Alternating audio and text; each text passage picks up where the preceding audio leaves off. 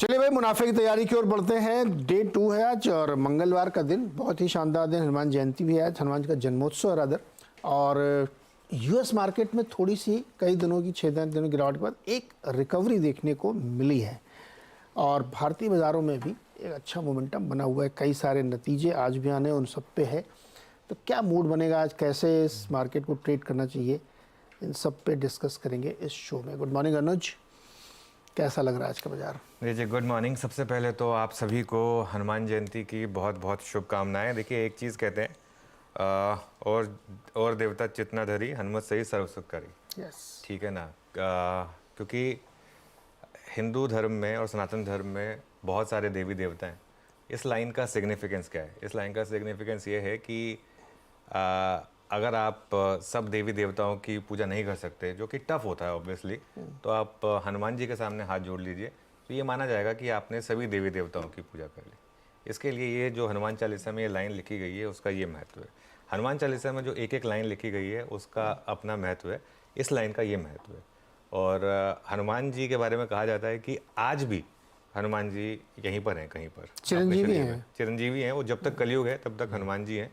और इसके लिए देखिए, अगर आप स्पेशली नॉर्थ साइड चले जाएंगे, वैसे तो कहीं भी चले जाएं, स्पेशली नॉर्थ साइड अगर आप चले जाएंगे तो वहाँ पर जब आप पहाड़ों वगैरह में जाते हैं तो अपने साथ खूब सारे केले या फिर कुछ फल लेके जाते हैं।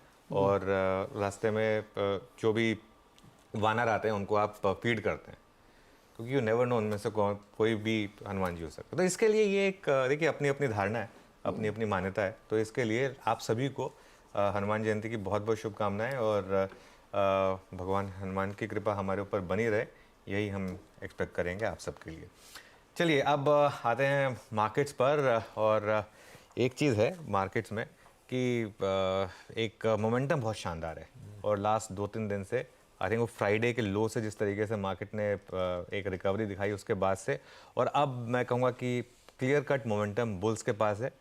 कल की क्लोज बहुत शानदार थी। कल की क्लोज ये आपको बता रही थी, और स्पेशली जिस तरीके से आईटी में क्लोज हुई थी, कल हमने क्लोजिंग में डिस्कस भी किया था। मार्केट हमारी मार्केट बहुत स्मार्ट हो गई है। वो फैक्टर इन करके जाती है कि क्या होने वाला है ओवरनाइट। जैसे परसों टाटा कम्युनिकेशन गिरा हुआ था क्योंकि उसको एनवीडिया का एक्सपेक्टेशन था कि एनवीडिया गिरेगा।